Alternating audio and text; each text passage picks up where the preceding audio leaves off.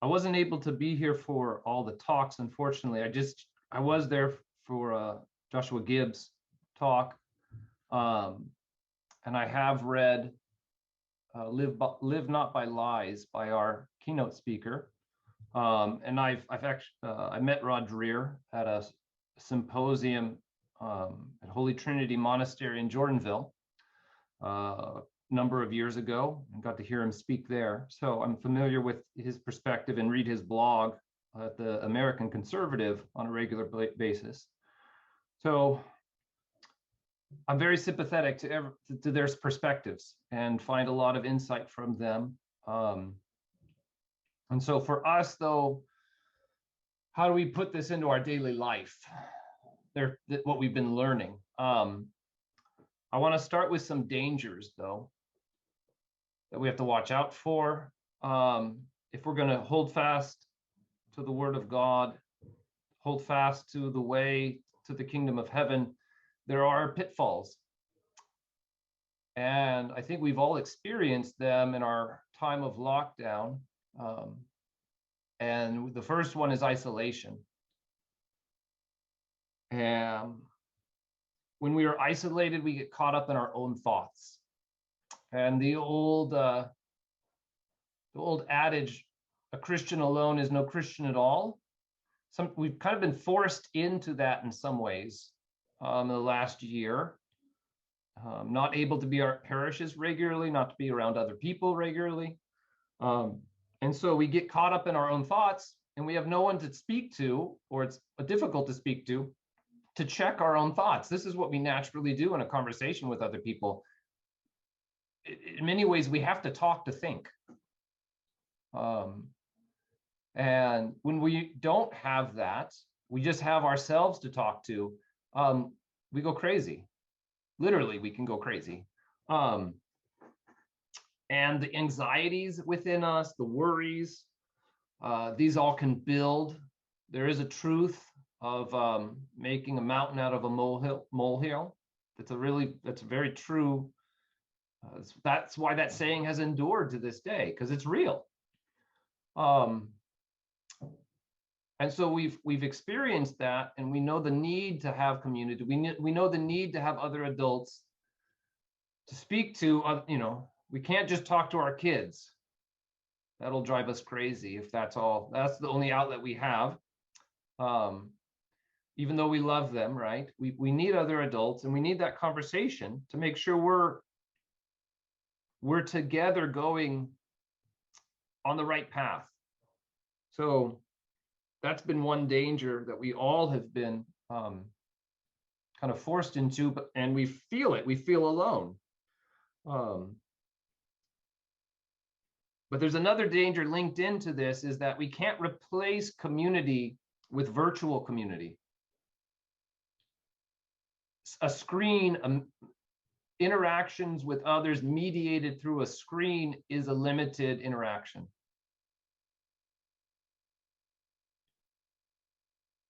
It's not complete. It's not full. It might be all we have, and so we have to kind of live on a crutch.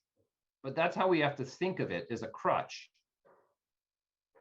But the crutch should get us to, we use the crutch with the hope of healing to be able to stand normally. And so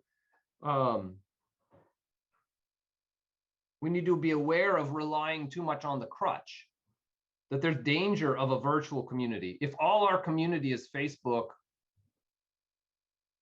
and that's how we interact with people, we're going to have trouble. Real community means real discussion and a real challenge to how we're thinking, not just a fulfillment of how we're thinking. Because we're not perfect, we're not all knowing. We have bad thoughts. We reason poorly. And so we need other people there to help us refine our thinking, refine our understanding. But we don't always get that. That doesn't come to us through a screen. We can't read each other's body language so well through the screen. Even the the expressions of the face are are somewhat limited.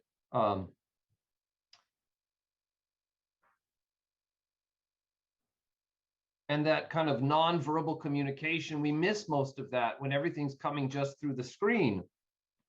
And we, in our fear of the virus, and in our times isolated, we're tempted to only listen to those voices that we agree with.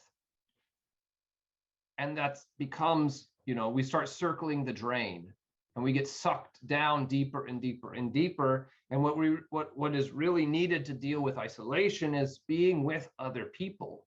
And we're at a point where we're coming out of that, but we need to be very mindful of that our Christian life, authentic Christian life, needs interaction with other people, personal interaction with other people, face to face. We need to be able to talk to one another. We need to be able to see our priests, and see our friends, and be able to have that place of being able to talk about what we're going through, what we're thinking, how we're dealing with our kids, what we're dealing with, what do we think about this curriculum that we're using for math or science or geometry or whatever it might be. And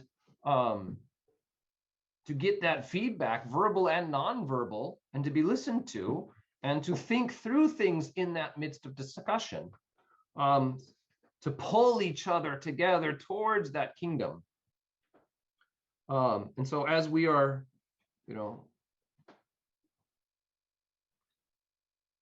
we're emerging from this, maybe the good thing that can come out of it is this reestablishment of the need for authentic community.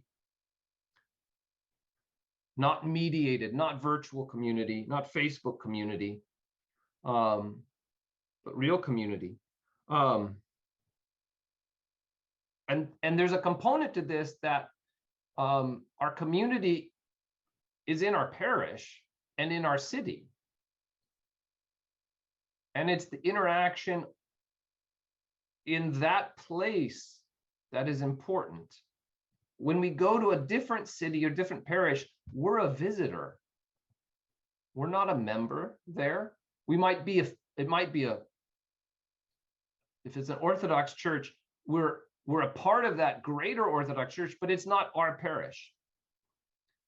There is a need for us to be more deeply involved in the place we live, and less involved in the virtual reality that's out there, and the talking heads and the thought that is being, out there on a national level. We need more discussion about the things right in front of us.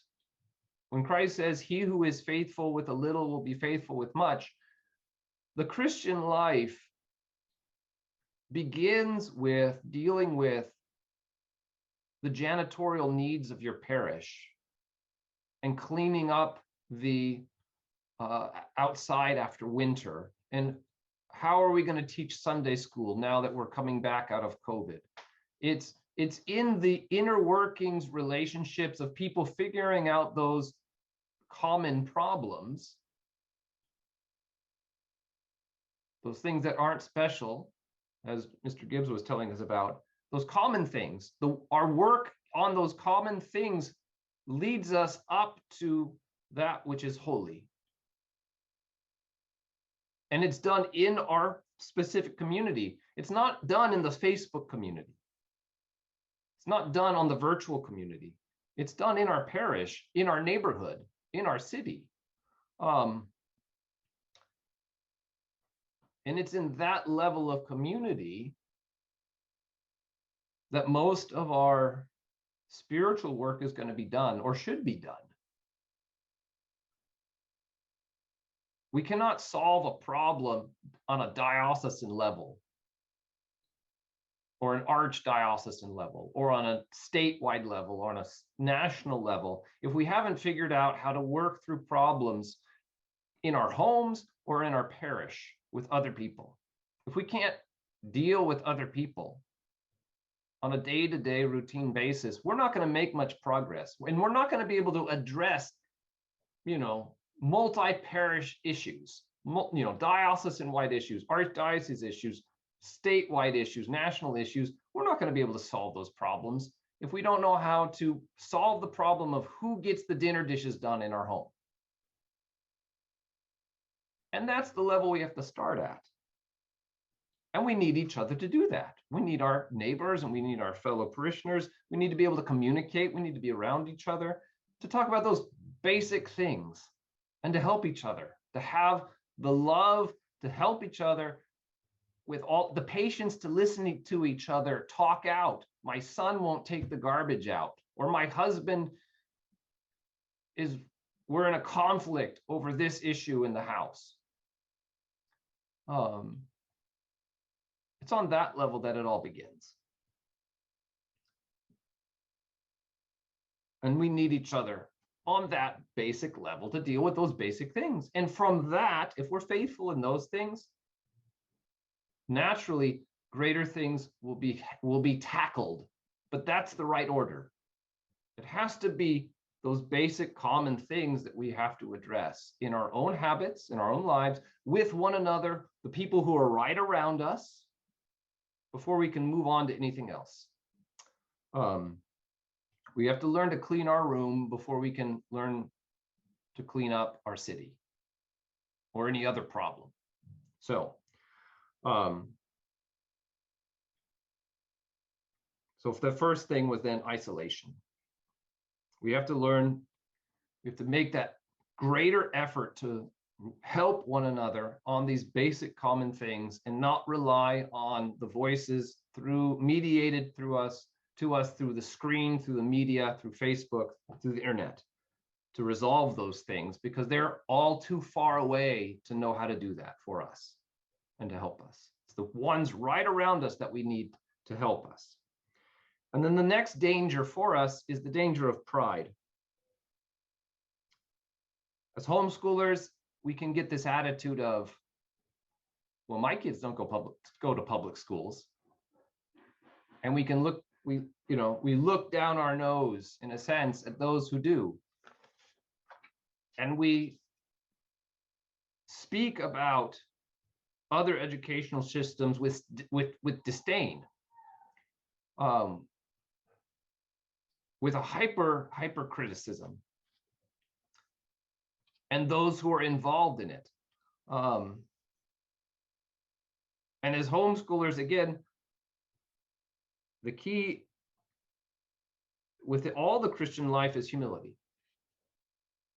We may be able to recognize these things. We've made these choices not to send our kids to public schools. We've made these choices not to do, we've made these choices to homeschool our children. But those choices were made for our home. And again, it's on that level that we made that choice. If someone in our neighborhood comes to us, then we can talk with them about their choice and what they're doing if they're confiding in us or in our parish. But it's not very profitable so much to think about and to talk about what they're doing in some other school system in some other city, and to get all stirred up about this curriculum or that curriculum that has been out there, that's been proposed, or it distracts us. And then to take that and inculcate the spirit of pride, again, distracts us from what we need to be doing.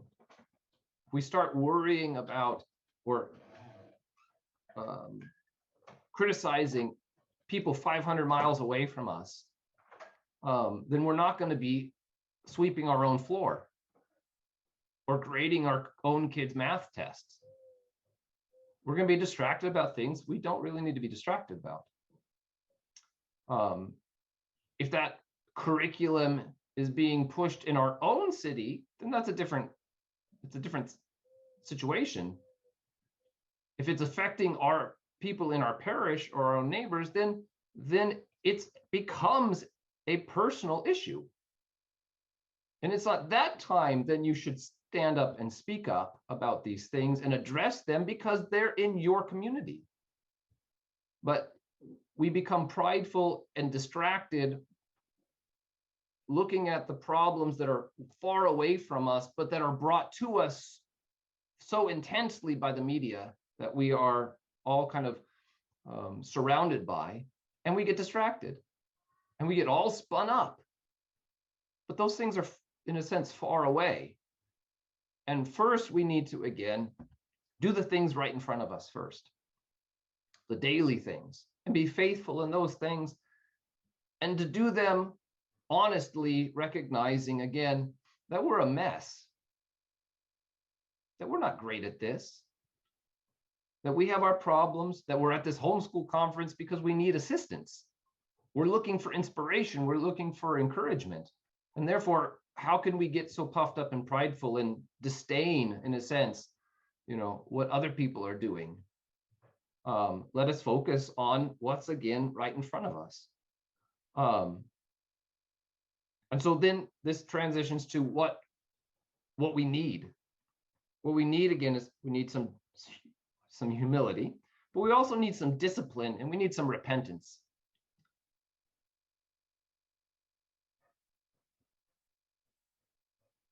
And these are the things that we have to implement into our life. We need to have some kind of structure, some kind of routine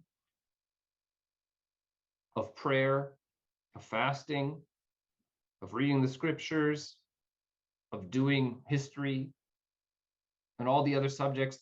There has to be some discipline, some routine to that gives us the rails to move forward with.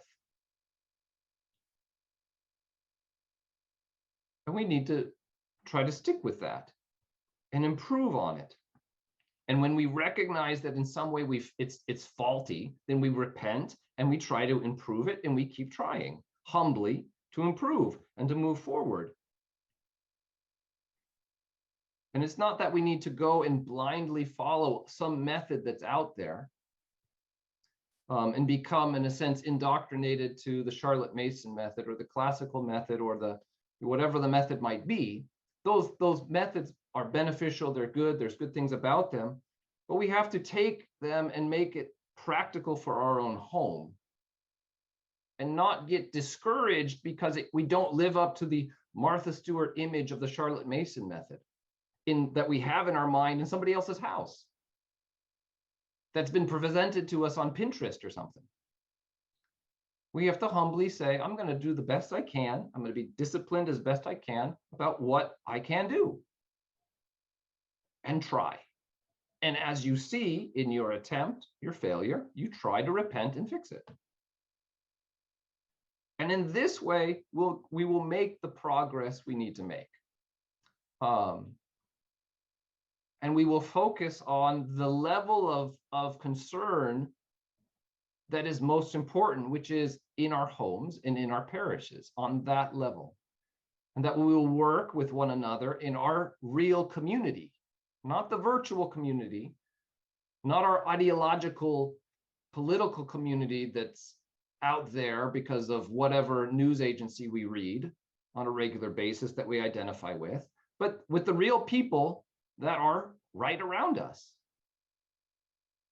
And we will hopefully help each other in that movement of humility and repentance and discipline along that road, along that way towards the kingdom of heaven. So I'm going to stop there, and we'll use the rest of the time for discussion and your thoughts as well.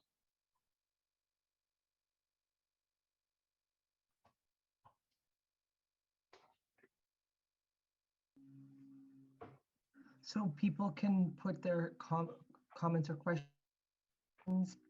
I just wanted to say, Father, that it's such a temptation now that we've been sort of isolated for a year, and a lot of people have been more in tune into their virtual worlds. It's a temptation to stay there. And I love that you're giving us this wake-up call. Like, we have to get out of those virtual bubbles and get right back.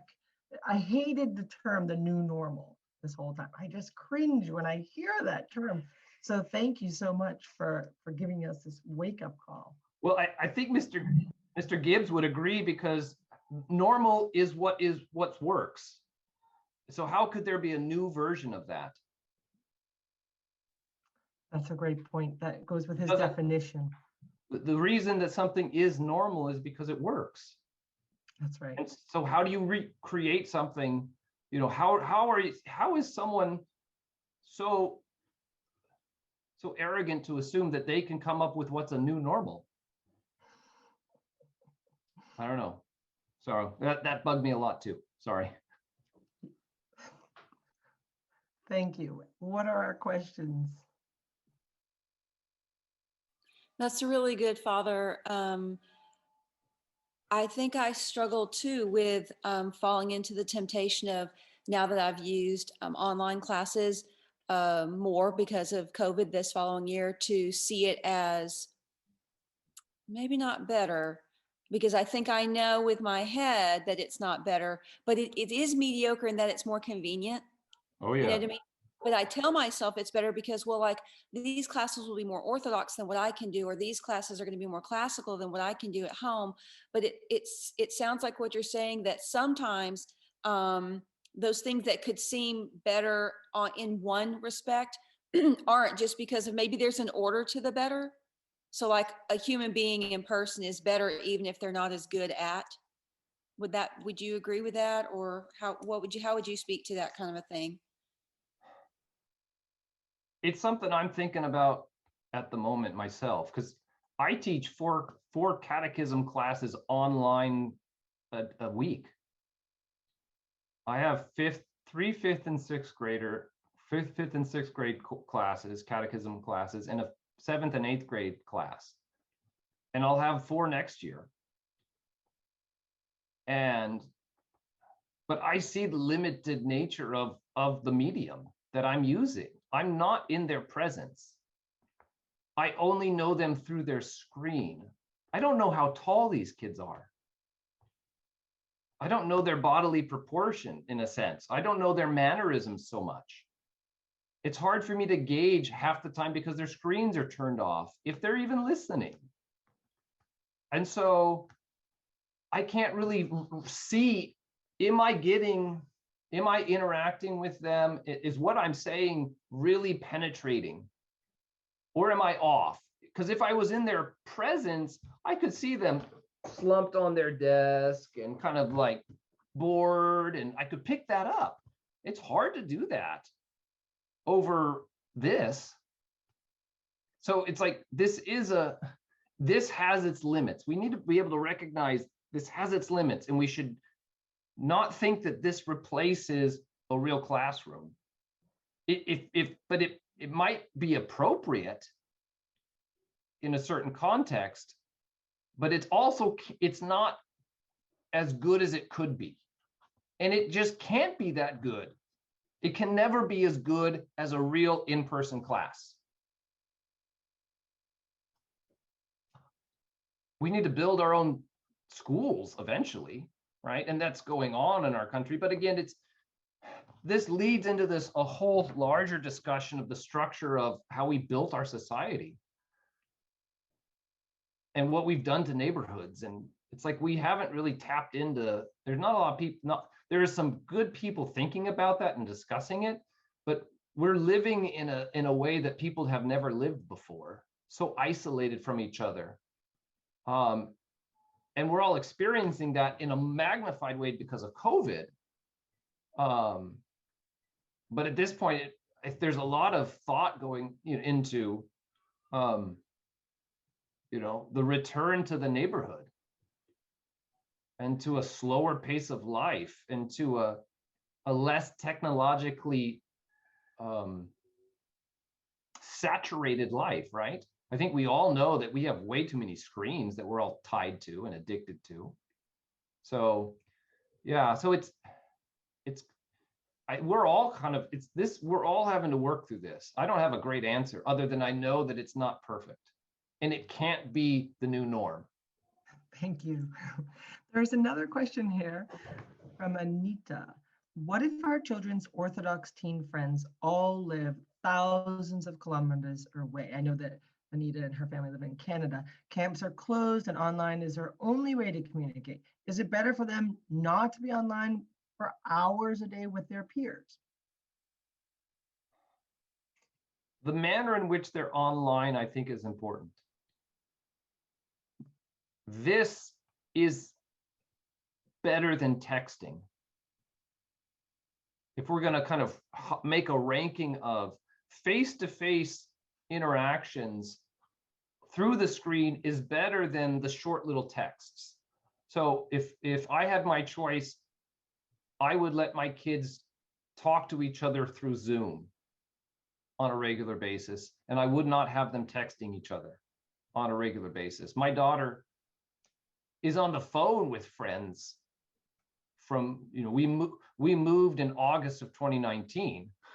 So we're in a new place and then we get isolated even more. So she's really felt it, but she's able to call her friends and we encourage that.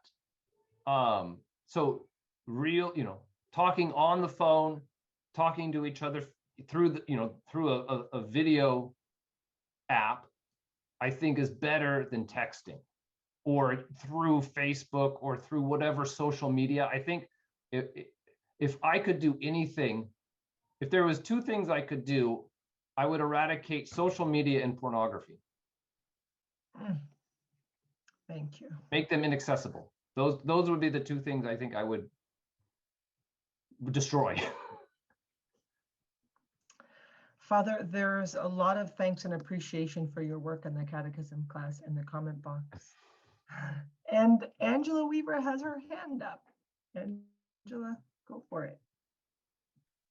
I was wondering if I might be allowed to talk to that online class situation. I teach for St. Athanasius School, and it's online, but we specifically talk about it being a homeschool academy. And in my mind as a teacher, I am not trying to be your child's teacher. I am trying to be the parent's facilitator or associate. Mm-hmm. I am helping your child explore things in such a way that maybe you wouldn't, or to have a group conversation when being, one-on-one with your child doesn't allow for certain kinds of conversations to happen. And I think, yes, I teach live classes, in-person classes with a homeschool group that's local. And I have to tell you, I run into the same situation, the same difficulties with both. I have parents that are very engaged with their children's education as homeschooling parents when I'm their teacher in person.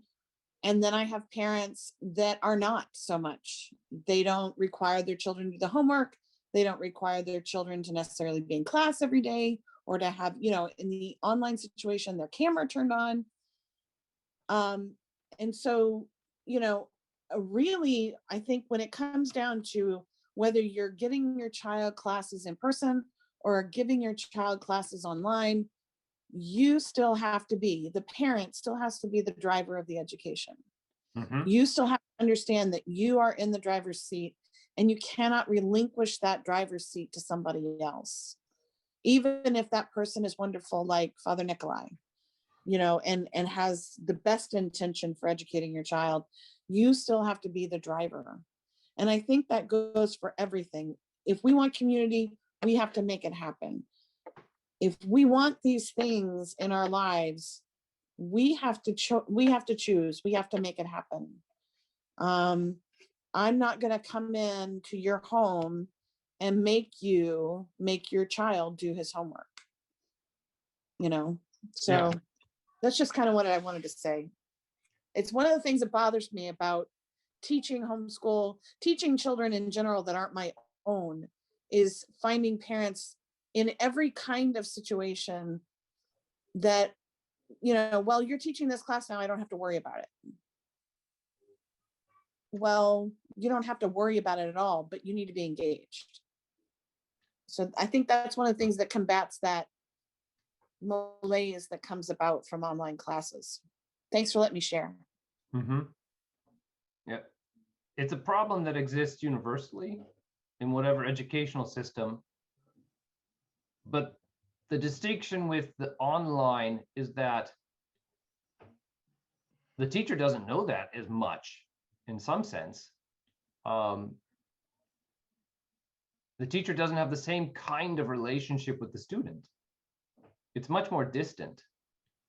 There is no hallway discussion. There is no seeing the student after school or on the way out or in the grocery store or at the park. None of that occurs in a normal neighborhood. Very true. Where, you know, if we all sent our kids to the same school, we all lived in the same area, and we all ran into each other, that would be a very different dynamic than what we have. And unfortunately, it takes a lot of intentional planning and thought and to bring that back. But it's harder and harder to do. I also think it's hard for those people who have a propensity towards anxiety socially too, so that this has been giving them an opportunity to draw back. And I actually did have the chance to teach my students in person this year, twice a week, and it was a huge blessing. But I did notice that for some of my students, they wanted to, you know, they wanted to use this pandemic almost like as a way, well, I think I just want to Zoom in, I'm not comfortable. And that was something to maneuver around. But at the same time, it's so good for them to be in a space with other people so that those anxieties don't get worse.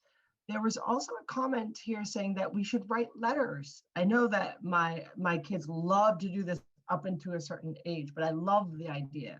And my 11-year-old got some wax stamping kits for her letters, and that prompted her to write more letters. So anyway, you can maybe get a little thing of stationery for your kids just to encourage them to write letters. And we should exchange addresses among the conference people. We've done that in years past when we meet in person. That's very nice.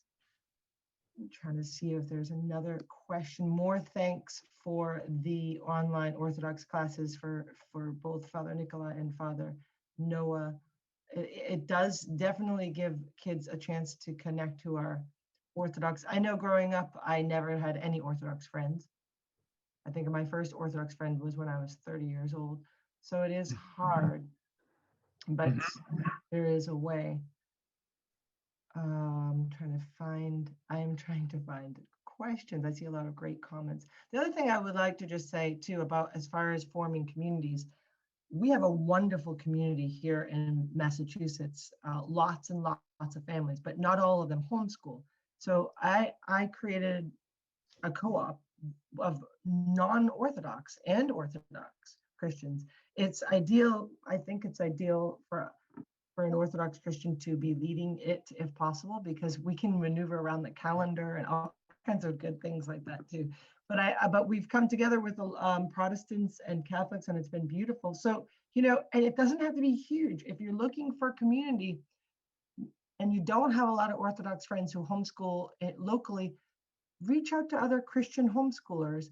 Start small, even 2 or 3 families. It makes all the difference for kids just to have Christian friends, and they'll learn about the differences and the denominations, and that's healthy. I don't know, Father Nikolai, if you have any comments for creating communities.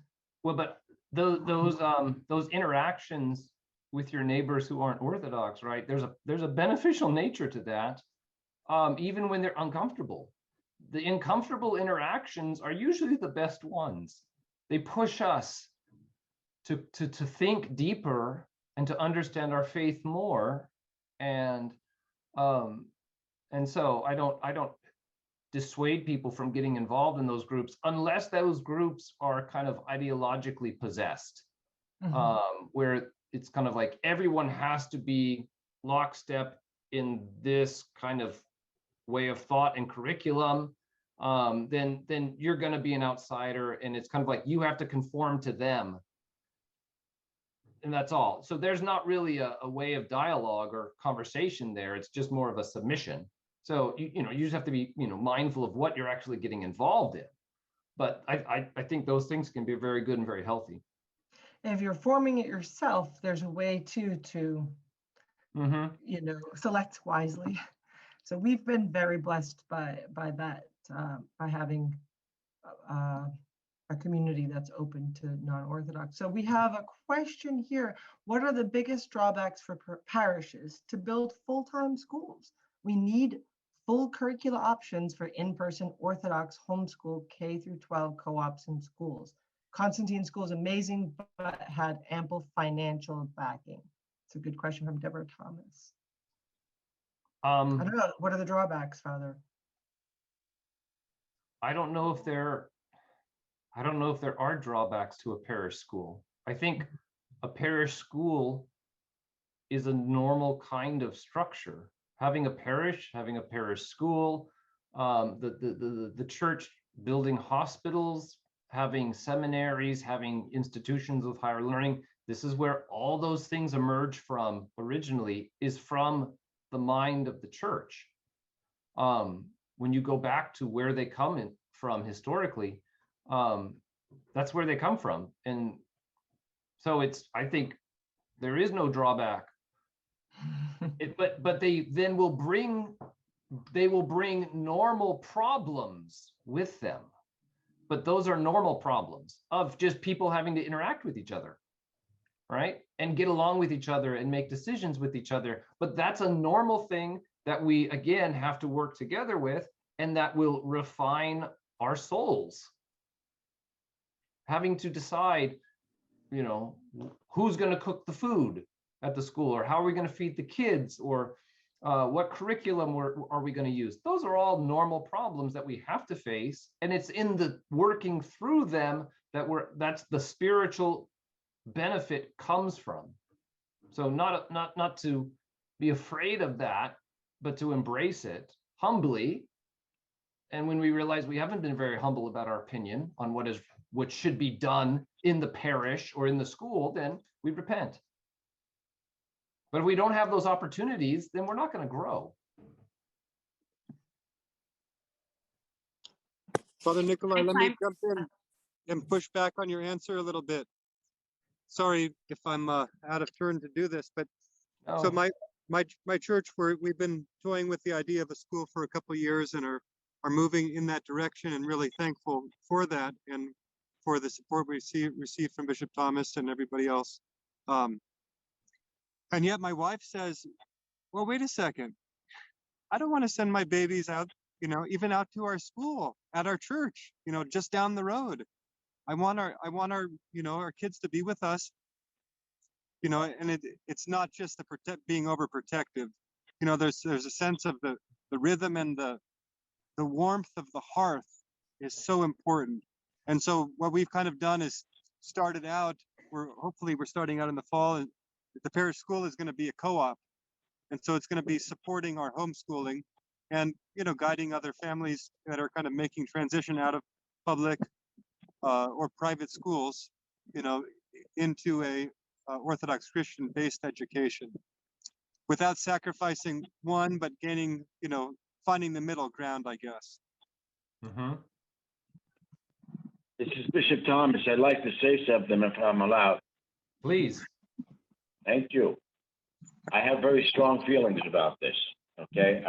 In addition to Father Noah and the school that God willing will arise in St. Philip's, I've got 5 others in this diocese.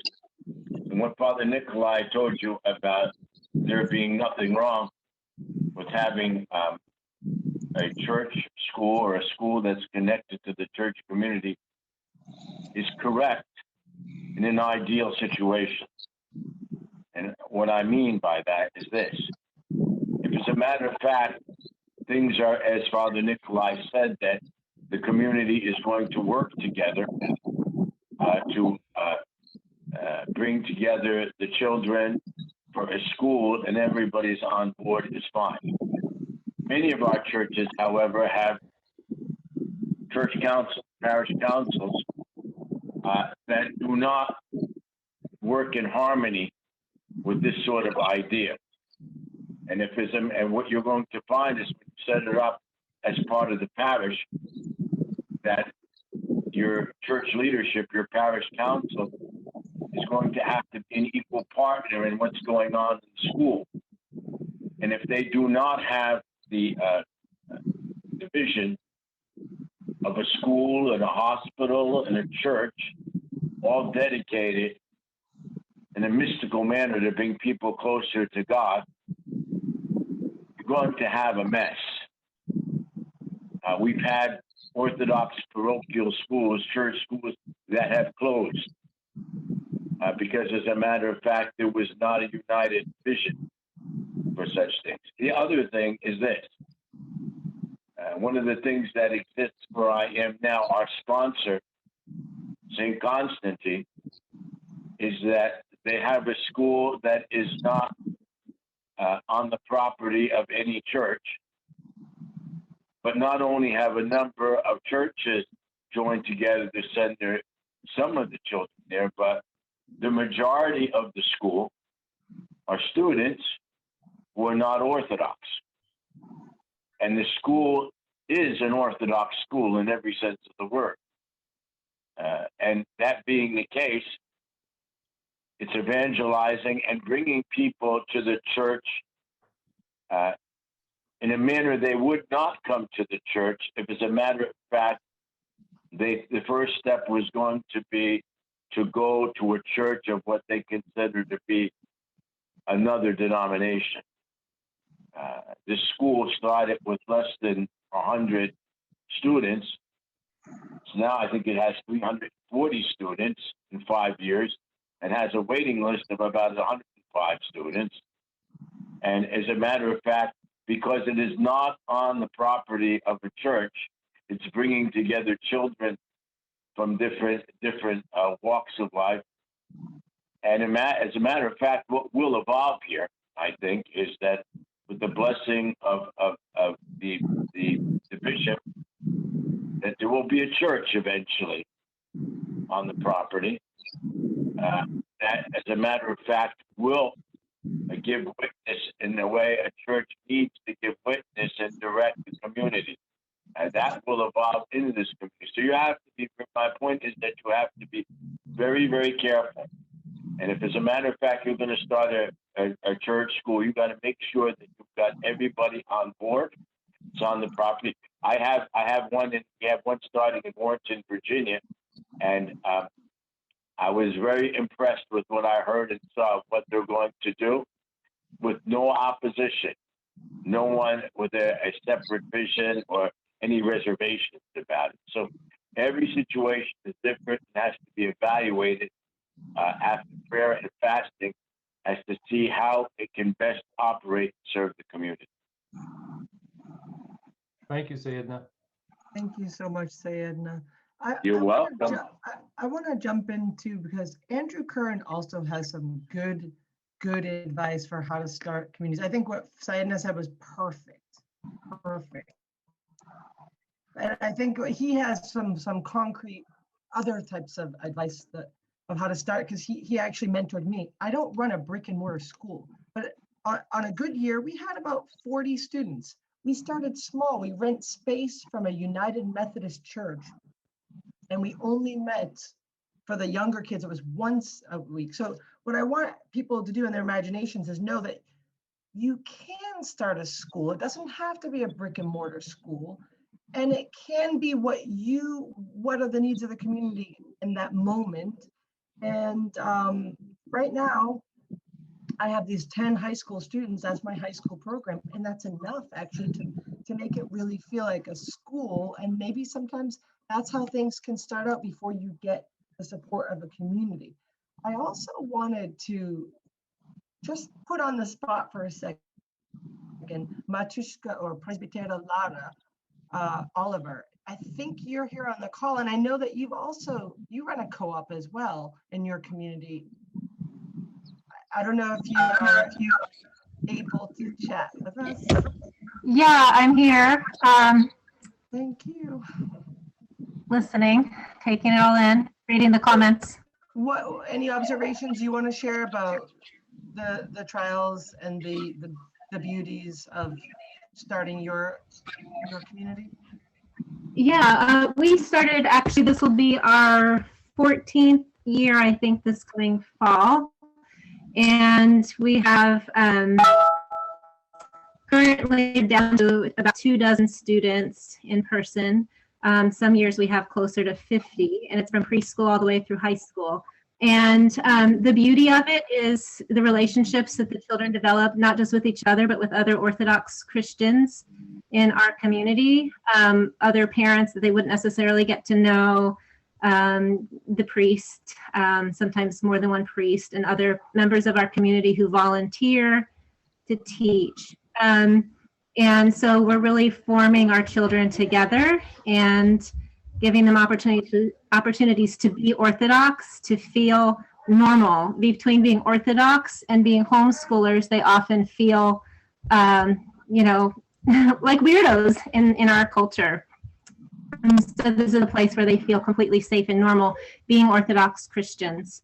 The drawback is really just a lack of investment that the local community has put in to our school, with some exceptions, and the instability that has brought to us. We have families who have been with us for over a decade, and then we have families who come and then they leave, and then maybe they come back.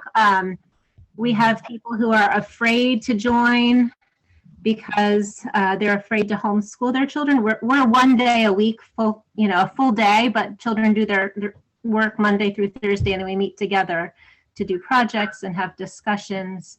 But some people are afraid of homeschooling. There's also the problem among homeschoolers of being very opinionated and wanting to call all the shots, which you can't do when you're doing something cooperative. The word co-op means that we have to work together, and to do that, we have to let go of some of what we want for what works for everyone together.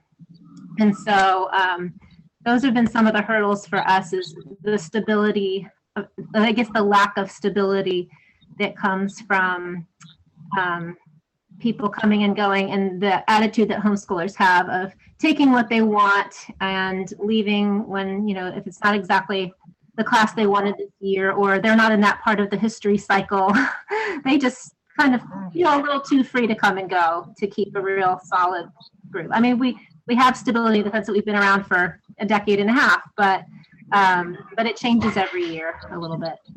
Oh, I can relate a lot to what you're saying. Father Nikolai, did you want to jump in? I have one person who has their hand up, but I want to give you a chance to respond. That's a whole nother, there's a whole nother issue there that Corey brought up about one of the dangers of homeschooling is just being, again, I kind of mentioned it being isolated and kind of in our own heads, but we can be rather, you know, again, selfish, self-centered. And the homeschooling is an option. We need to educate our children. Homeschooling might be a good option. A private school might be a good option. A public school might be a good option, but the goal is education. The manner in which you do it is your option, but you cannot become selfish in a sense in the process. And that homeschooling has that danger of becoming isolated, and we need the community aspect of that to check us in our thoughts and in our behaviors and in how we, you know, treat our kids and all these things. We need that community element to help us find our way, because we can't do it by ourselves. I was going to kind of loop this back to what I was saying earlier, that it's on the local level, the local level, the level that she's speaking about. Whatever we do, the character of our community will emerge based on how we respond to the needs of those people in the community. The school, if we start a homeschool co-op, it has to be there for the needs of the kids in the co-op. and those parents participating in it. It has to be, again, we can't have some ideal in our mind, the Martha Stewart version that we're trying to get to, because that's not necessarily what's needed. We have to take the needs of the people in front of us into account. And that will develop whatever we do into a unique thing. And it depends on how well we do that, that will determine the extent to which it is beautiful and holy and good. And so I guess that would be my kind of bringing it back to what I was talking about in the first place. It's in understanding that it's with the people right in front of you that you have to resolve all these things, and not to the exclusion of any of them. So, Samia, your hand is up. My hand is up. Yes, I'm a retired preschool teacher, both through the school district and through Head Start. And some of you are probably aware of the Americans with Disabilities Act that was, I think, in the 90s came out. And it entitles any child from birth up to the age of 21, whether they are in a public school, private school, or homeschool setting, their local school district is accountable to provide them with those special needs that they have. And that's what you need if you are having children who do have those. And there's a lot of that going on these days. I saw a lot of it when I was teaching. Then the parents need to approach the school district and say, okay, I live in your district. I need help for my child. I need someone to come out and observe them. And then they will take on the proper process, because those districts can get into trouble if they say, oh no, you're in a private school or whatever. That's not the case. And that continues into the junior college ages also until they're 21. So that's something that if you have children that way, you want to explore those options there. Thank you, Samia. And I have a family in my parish here that has a special needs child, and they deal with it on a quarterly basis at every reassessment, that they have to fight for their rights that they are given. And a family member, extended family member, the same thing, that they had to sue the school district to get the accommodation that was appropriate to their child. But that was the normal way that things happen in that school district. You just get a lawyer, unfortunately, but yeah.